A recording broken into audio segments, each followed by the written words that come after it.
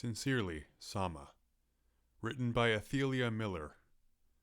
Narrated by Sam Power. Dear stranger, could you bring some candy to my daughter just up the hill? While you walk along the path, could you pick some flowers as well? Not the magenta water lilies or the feathery reeds in the paddies, and especially not umbrella sedge plants that look like fanned-out green dandelions.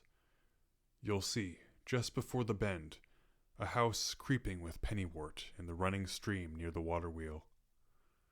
If you take the key buried in the flower pot, yes, the one with the crookily painted white flowers, you can unlock the front door and stay a few nights. My daughter lives half a day's walk away, so I implore you to rest. There is an extra room with a rolled floor mattress you can use before your journey. Sincerely, Sama. Dear stranger, did you sleep well? I know that mattress certainly isn't comfortable for old worn bones like ours, but it beats solid, uneven earth. My daughter adored that mattress you just slept on for her playdates. Long are the days where I heard my wife read aloud to her in the next room. Just beyond the hill, they live together, where you will soon pay a visit for me. The sounds of their laughter through thatched walls as I stir-fried noodles, gosh, forever I am grateful that God blessed me with ears to listen to the songs of angels, even when I couldn't see them. Then, when I called them for breakfast, their eyes sparkled like fruits coated in dew. Stranger, I am glad to be in your company. If you would like to help yourself to a meal, feel free to use anything from the garden and the pantry. Sincerely, Sama. Reminder: dry tomatoes while doing laundry. Stranger, I'm sure there have been times you felt that efforts didn't actually mean anything, that in the end of it all, there was no fruit born, and literally so. One summer, our crops hadn't flowered. The weather dried our leaves, and the bugs ate through our roots. Watering didn't help. I sat in the summer heat and listened to my poor daughter cry out for the sweetness of fruit sugar. I soothed her with melted and flavored cane sugar, dusted in orange zest. Gentle appeasement in her smile bloomed like the soft starflowers on citrus trees. She said, "Daddy, I prefer the sour powder from Uncle Antonio in town." I nodded. After hearing my little angel's laughter as I read her to sleep, I settled gently with my wife at the sitting table. Marina did this thing where she'd just start talking about random things. She told me how much she loved the city's fragrances. I could not afford them, I said. Our dinners were meager, one serving for our child to eat, and one serving for two. But once we have the money, I'll make sure to find one for her she really likes. To her, I listened to everything she said. She smiled and recounted the sight of pears of deep golden glow, how spots rippled across the ripe skin, like the freckles on our little girl. Constantly, I told her that I buy a fruit better than anything she'd ever tasted once we had the money. She smiled, yet it held this foreign droop at the corners that suggested she wasn't quite happy. Now that they are gone, stranger, tell me, is this the right way to love? Have I loved incorrectly? I would love your insight. Buy calamansi in town for Sarita's birthday. Sincerely, Sama. Days worked non-stop, 21.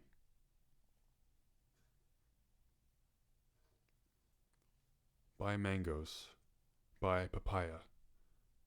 Orange candies for Sarita. The journey is treacherous. If you're traveling heavy or you host companions, please take the wood cart with you. Days worked non-stop. 28. Here are some orange candies I made. Have a good day at school, Sarita. Love, Papa. Good morning, love. I bought the mangoes. They taste just as good as the gold pears you've described. I'll be inside for dinner. See you soon.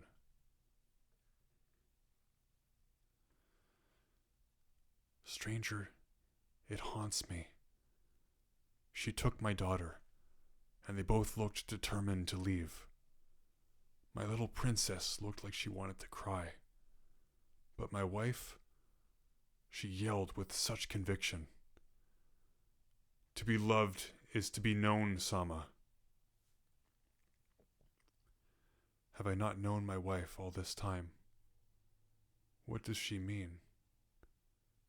Have I really known anyone? What does that mean? Did I cut her off too early when she spoke? Did I dismiss her while she spoke of a subject of great importance? My wife isn't unreasonable. Maybe it's because I refused to take breaks when she asked me to. Is it because I didn't actually listen to her? I shall meditate beneath the waterfall and look inward. Sincerely, Sama. Buy gold pear seeds in town. Days worked non-stop. 43.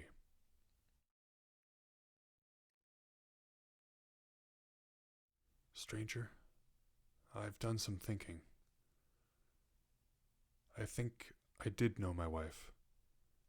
Did I love her? Yes. But did I love her the way she wanted to be loved? Did I love them the way they wanted to be loved? Why? Why did I try to prove the mango's worth over the pear?